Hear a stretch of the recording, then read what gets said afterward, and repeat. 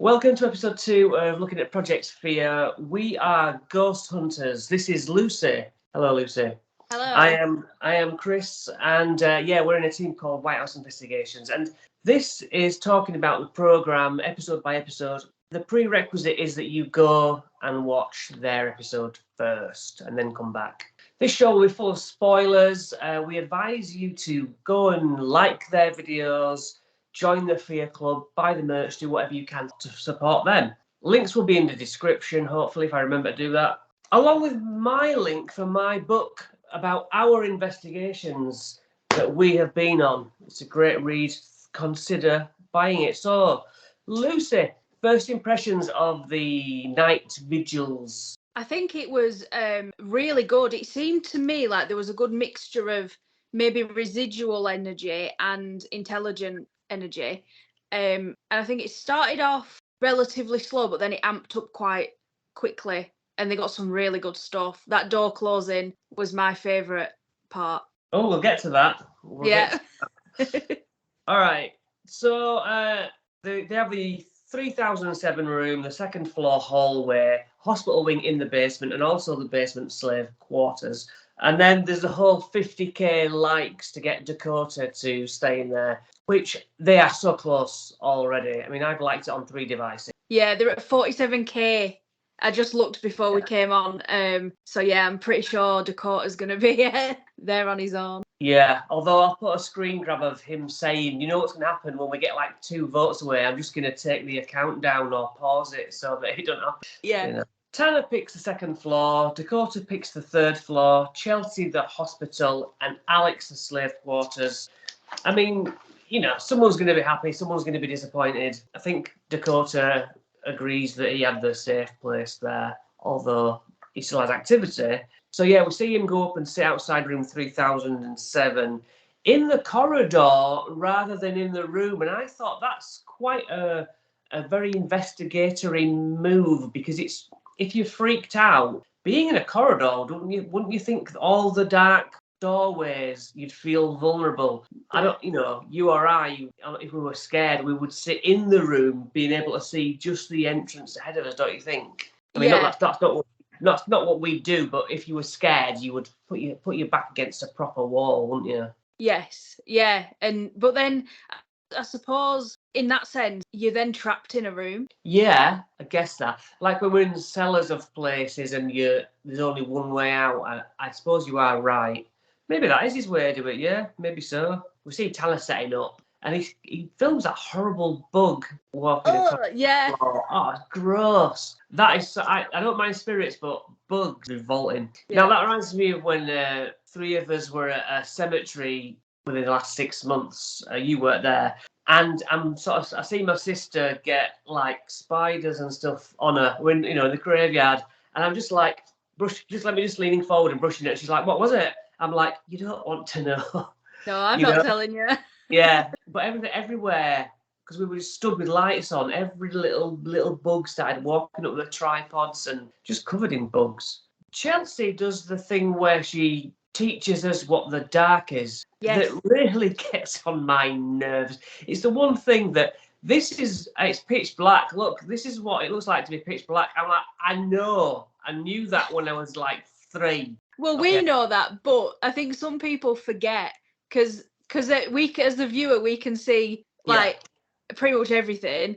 But if Chelsea isn't looking at that little LCD screen, it's like pitch black. I understand that. It's pretty much series 5 now. I mean, they've taught me what the dark is. I get it. Alex seems visibly rattled, sort of pleading to be left alone. He's like, you just give me an easy time.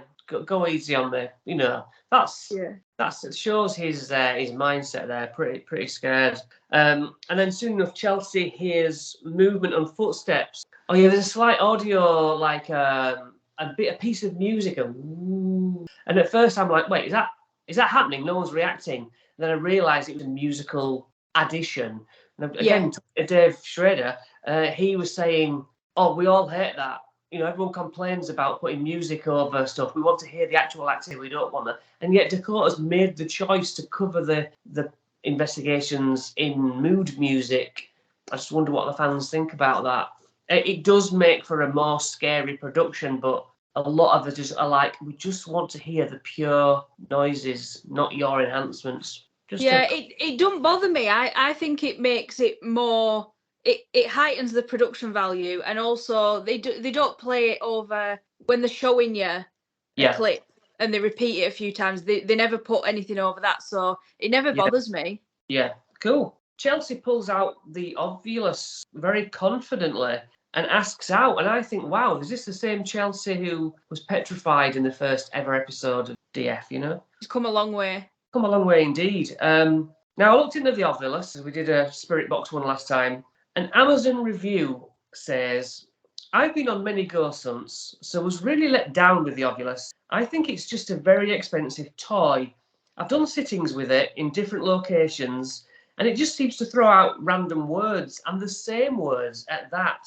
Its favourite words are highway, Africa, apple, outside, video, deplete, metal, girl, story, lay, and Paul. Considering it has 2,048 words in it, it seems very limited and picks the same ones. Maybe that investigator needs to figure out what spirit's following her around, telling her the same words.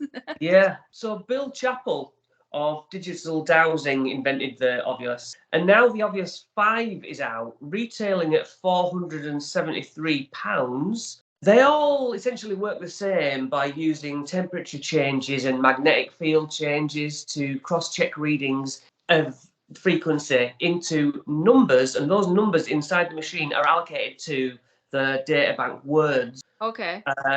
So it says here, spirits can choose the words. Well, that's not how the machine works on a very fundamental level. It's like the temperature, the temperature is a temperature, isn't it? 23.7 is allocated to this word.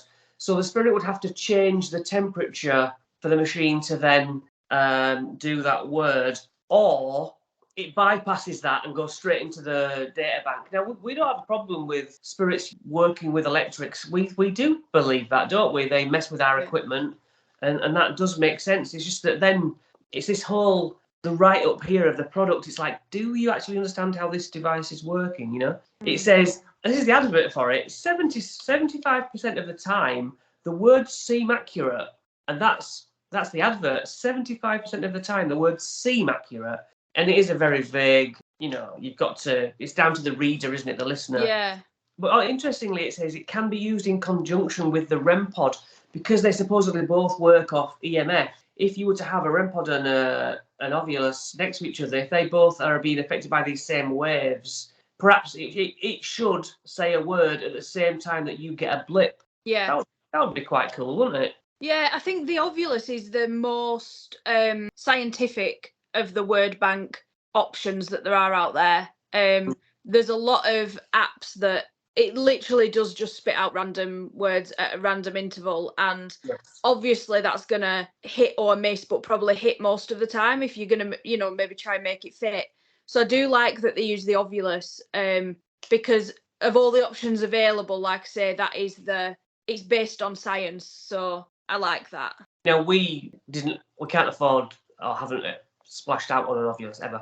So what we did was we got the Ghost Tube app, knowing we were like, no, apps are ridiculous, but hey, come on, let's have a laugh. Yeah. And it was a weird night, that, wasn't it, if you remember? Because it corresponded with the Ouija board words. And it was like, well, how's that happening? Yeah, I think if you team these things with other things, they're good. And even if that other thing is just sitting there, like she was, in the quiet, in a building, and just see if it did correspond. Like she got girl spirits and then she got laugh as well later on.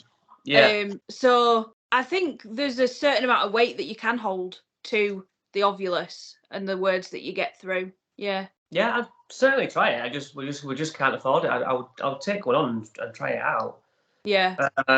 So using that Ghost Tube app, it made us wonder whether spirits can just pick and choose any nonsense app and say, well, we can influence that. You know. So I will link that video where we got good stuff in the cemetery at the end of this video. Chelsea indeed gets girl come through, just like the reviewer predicted, saying, yeah, that's one of the things it says a lot.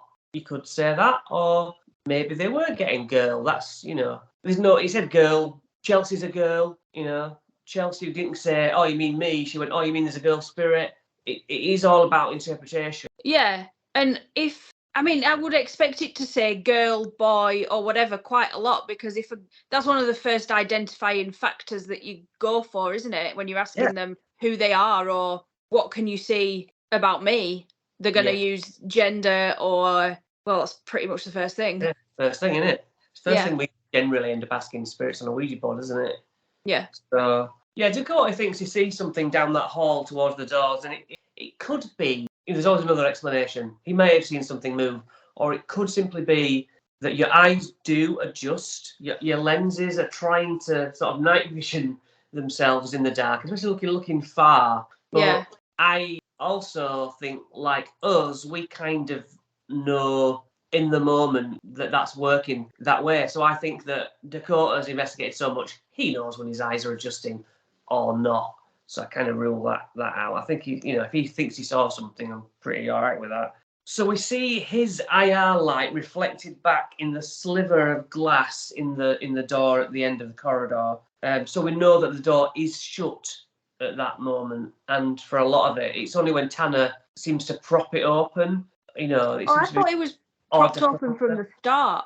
No, because that's what my second viewing. Obviously, I knew what the door was going to move. And I'm looking at it and it's shut. It's completely shut. It's only when Tanner's been and gone that the door's been propped open. Oh, okay. And they discussed that.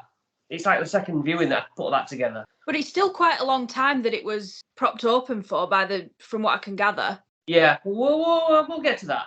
We'll get to that. I think we're going to disagree on this. So Tanner hears a loud knock, which is significant because, okay, you get some taps and bangs from cooling of, buildings, but these are like significant, like someone or an animal, any animals, a bird, will not care that Tanner's there, and it'll just do its own thing and make noises and won't even really respond when you're shouting, who's there? Is anyone there? It's just like going about its day.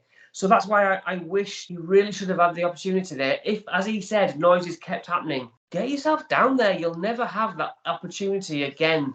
And so embrace the fear and think, I'm going to be scared, but might find something either to explain it or to be scared of. Yeah. Because he says he's constantly hearing noises and they're all caught on camera.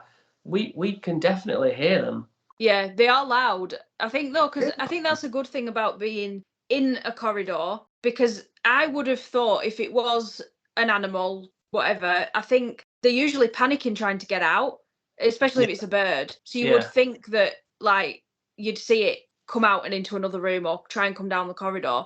That's true. So the noises were really good. It wasn't just like faint footsteps, it was loud. Yeah, it'd be disconcerting for sure. Yeah. Yeah. Alex gets up, goes for a walk, probably because you get a sore bum sat there.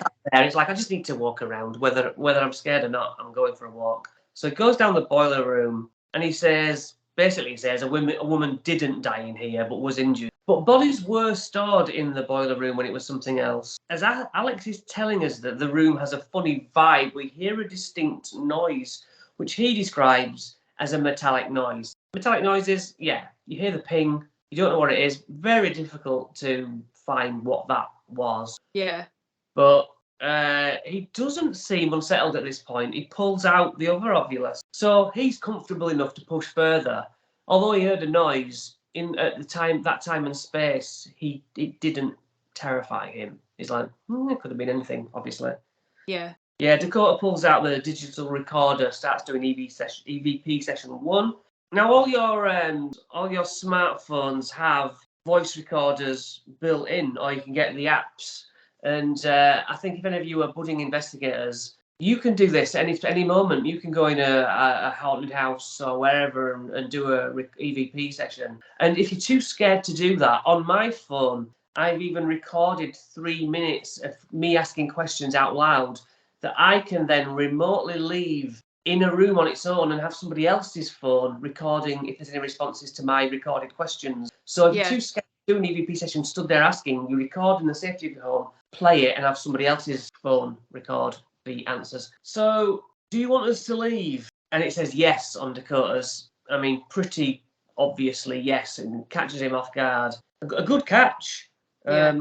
And I'm saying that this is why you have to try things. If you don't try with your equipment, it's still in your kit bag. You're never going to get the evidence. All the times we've had something cool, you're like, well, I'm glad I put the baby monitors on, or I'm glad I did that EVP session. It's a matter of knowing what piece of equipment to use in that location, isn't it? Yeah. Like when your REM pod went on off in the cemetery, it's like if you hadn't have put it on, then that wouldn't have happened. Yeah. So Chelsea hears movement and noises. She's like, is there somebody down there? And the ovulus says spirits. That checks out as a good answer, I thought. If we go back to the list, Paul or girl would have also seemed valid responses if that's what it always spits out. Is anyone down here? Paul. Oh, yeah. Oh, girl. Oh, right, that answers it. But we didn't get that. We got spirits, which still does answer, doesn't it? I like that it was plural as well. It was like it was confirming that, yeah, there's people down here, but there's not just one of me. Yeah. I like that. Right, it says hide then. What's your thoughts? What would you have interpreted that as? I would have taken it that there was a more positive spirit warning me that there was a negative spirit there. That's how I'd have interpreted it. Yeah. Not so you need to hide because I'm protecting you. You need to hide because I'm going to come after you. She asks a lot more questions bravely and gets nothing, which is the way. Tanner breaks out the 2 REM pods, and I notice on his wrist he has the destination tattoo, and I'm like, oh, you're not on that program anymore. You got just put a cross on it and put project across. Yeah, he needs it fixing. So REM pods then. You have a REM pod and you have similar sort of gadgets. Yeah. Radiating electromagnetism pod is similar to a theremin, those instruments where it goes as you put your fingers and that near it, but it only has the one rod in a REM pod. So they have this metal antennae, and to activate a REM pod, you have to be about 6 inches away generally with your hand, don't you, to sort of spirit grasping onto this thing. Yeah. While others can have movement sensors, which can detect motion up to 6 feet away. Some have actually distance switches underneath where you can set them to different parameters of distance, apparently. Okay. And it's all about the magnetic fields, and the meters itself create a field, and that we have a field, and when those cross, a reading is given. Tell us about your boxes. Or you've also got one that does ambient temperature that we used at York and stuff. What do yours do? So the ambient temperature one is literally, I can't remember the exact parameters, but if the temperature fluctuates, I think it's by 2 degrees, because that would be considered abnormal. So if the temperature goes up, gets warmer, it'll light up red, and then if it drops, it'll go blue. That's been quite a good one. I think we've only used it once or twice. And then I've got a footstep detector. I'm guessing that's not just motion, but I think it's vibration. That's been good because that doesn't go off for no reason. I've tested that quite a few times at home. I'll just sit there watching TV and I'll put it on the floor. And if the dog jumps off the sofa, it'll go off. And I've never had it go off without explanation, except for, I think in York it went off at the top of the stairs. And then I've got one that I don't know how technical, I don't know, but it's an atmospheric pressure thing, and it basically just screams at you when there's a change in atmospheric pressure. But I don't know the technicalities any more than that. And then I've got the REM pod, which has got a temperature gauge on it, just so you can monitor it. But that's just visual. And I like my REM pod because it's gone off once in that graveyard. And I went back there the other night, exactly the same place, see if I got anything. And I'll have to send you the video. I just got this really high-pitched whistle that went on for, I think, 2 minutes. So it couldn't have been a human whistling, because there were no intake for breath, pause, none of that. So yeah, in exactly the same place my REM pod went off. Are you able to send me it so I can include it in this video? Yeah, definitely. You'll just see a lot of me going, what the fuck is that? Okay, so this REM pod activates, and this puts Tanner on edge. And you try to rationalise what's causing it. You sort of thinking, is it a temperature change? But when something's physically being activated, you're looking at it, nothing is touching it. It's quite a feeling. Yeah, and you can cancel out any human involvement in that as well, such as him moving, because the REM pod right in front of him didn't go off. It was the No, it one didn't. after that. So yeah, that's cool. Yeah. Alex is feeling uncomfortable physically, so he's getting cold, but I think that could be from tiredness, lack of activity. You sit there, it doesn't get cold like Chelsea's about to in a while. It's just like, oh, getting cold, He asks for spirits to describe him, and he gets the response green. I'm on board with that because it wasn't like it said black or white. Most people have some black or white on. Green's specific, isn't it? Yeah, I mean, if it had said black, I think most ghost hunters mostly wear black. So but to say green, I thought that was and I like the green hoodie as well. Yeah, I do actually. Yeah. So a noise that he describes like footsteps chills Alex, and then Alex says, "This is how it starts." Now we can confirm that activity comes in waves a lot of the time, doesn't it? When things start, it kind of ramps. Everything seems to go on off at once, and then the energy. You feel that freezing cold when that spirit follower who follows us around comes, and it's just it's not just a little click here. It's always like, oh my god, everyone's like, I don't feel right. Something feels different. Yeah. So I think he's right there. Then we see Tanner changing his IR light because it charge dies on it, and then Tanner educates us on what the dark looks like. The REM pod goes off again, and I liked that he asked for the other one to go off. Very much confirmation of let's get two devices. That's clever off the wall thinking there. He's seeking validation and he's seeking better evidence. They're not just putting themselves through this for the views. It's like, no, we're seeking knowledge here. You know what I mean? They really are into it, which I love. He seems to say, if there's just you here, come to this other REM pod. Or if there are multiple, do the far REM pod. And then there's a properly loud knock, which there is no explanation that I have for other than something physical, what wasn't there. It's something remarkable, some of these bangs that we're getting. Yeah. So the far REM pod goes off again. And it seemed to be, is that the answer to his question? So are they saying there are multiple spirits, or is it just that that's the only REM pod to go off? Bit of a muddy water there. Tanner finally moves. He walks towards Dakota. And Dakota says he's had very little and knows he's got the best spot for having an easy night. Tanner resumes as Dakota says, oh, it'll follow you. It'll follow you. And he's like, oh, thanks for that, which they kind of do, don't they? Some seem locked in a location, but others can just follow you around wherever you go. Yeah. We've had spirit obviously follow us around every time we open a Ouija board up, it'll come through. But that was a learning curve. So Chelsea asks about the mimicking out loud. Then it gets freezing out of nowhere. This is the sort of cold where your bones chill, and that seems to be because spirits supposedly absorb the heat energy out of the atmosphere. They use the heat energy as energy.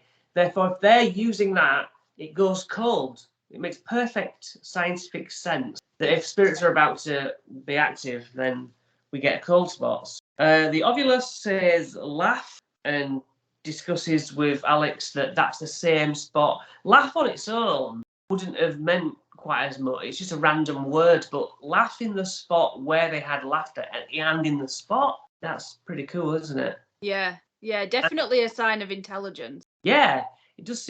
I agree. I think something is physically there, sentient, trying to communicate.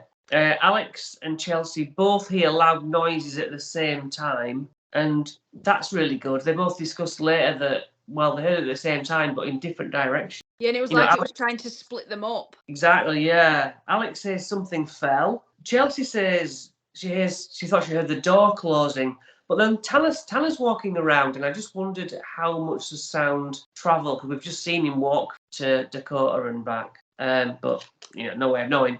Alex goes towards his sound. Gold star for Alex, in my opinion. He finds nothing, and he's so obviously uncomfortable, but he does say do it again. you know, I think he gets the bravery award on this episode. I think so, yeah. Yeah. Chelsea gets brave enough to get to her feet, and there's a huge slam, and her heart is racing, her heavy breathing into the mic. And like I say, she's got balls of steel herself, to be fair. Yeah. She's not running, is she? You know. No. As Alex asks questions, there's a dusty floor underfoot movement, like a foot scraping on the grit, isn't there?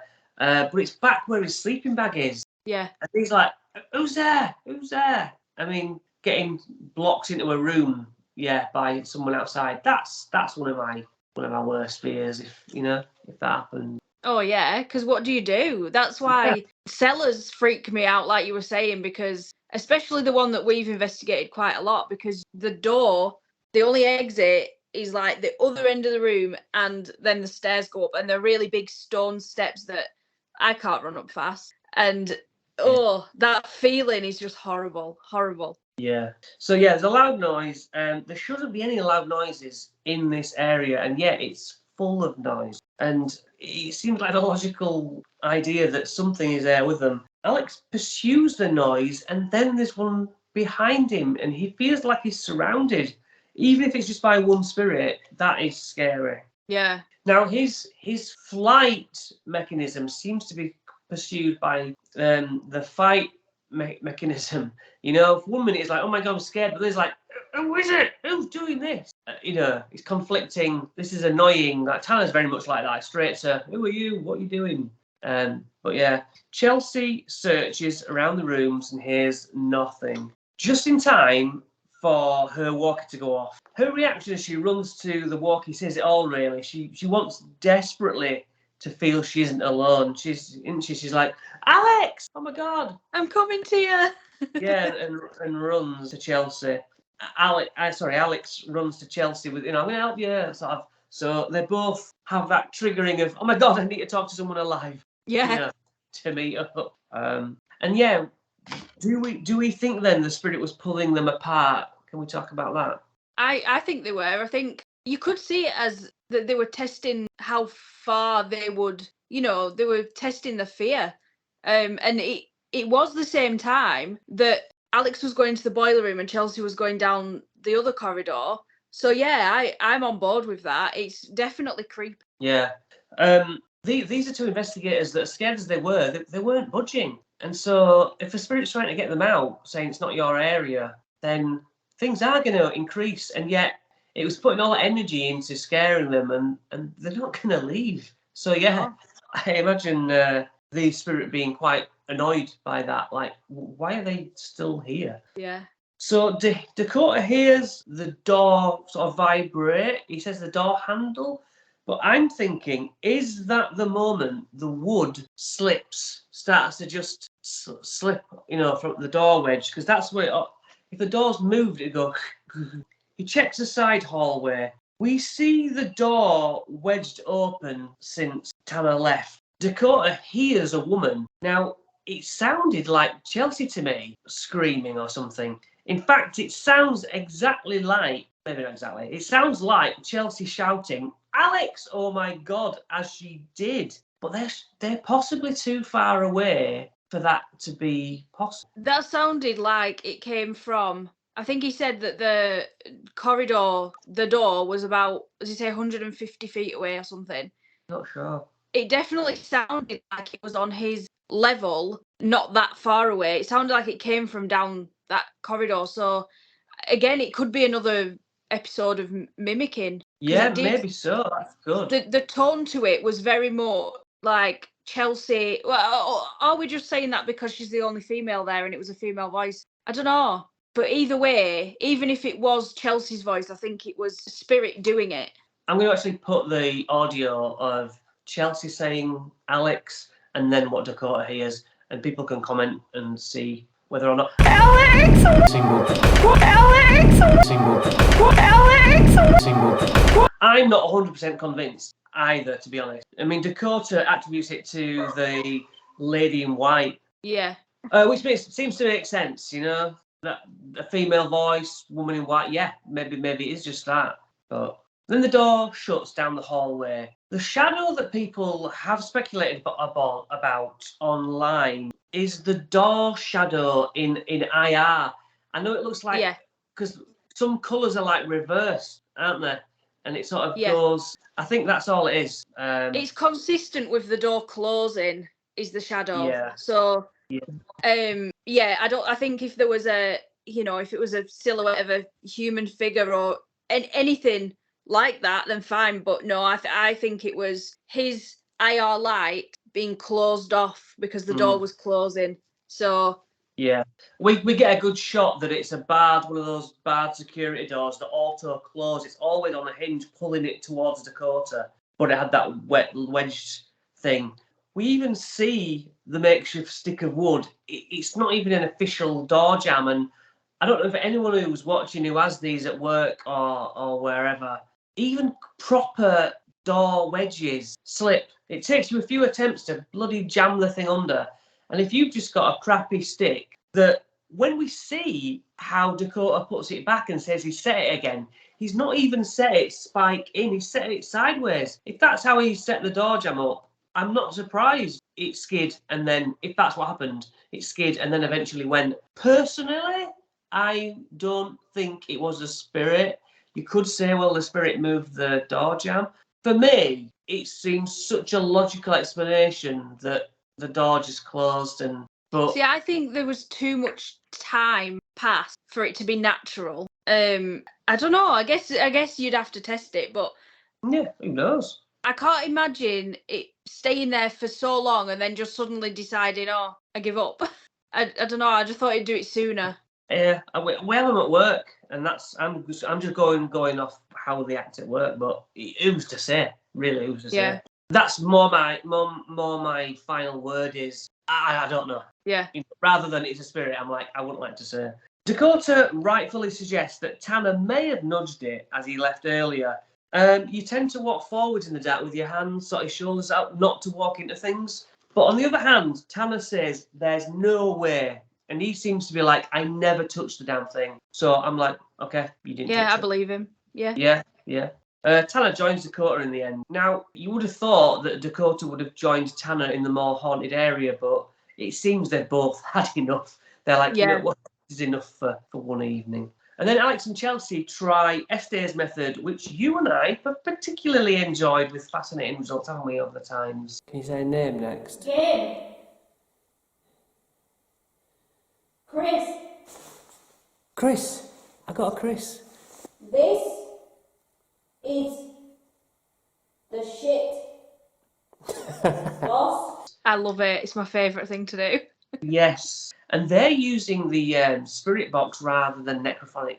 So where necrophonic has the slight gap between words, this has got that. So even when it's not speaking, Chelsea's got no chance of hearing Alex, even though he sat so close. And I was like, yeah, you're uncomfortably close to be asking questions of Chelsea, but because it's a spirit box, I'm like, she's not going to hear a damn thing. Yeah, definitely. So she shushes Alex, then says, watch.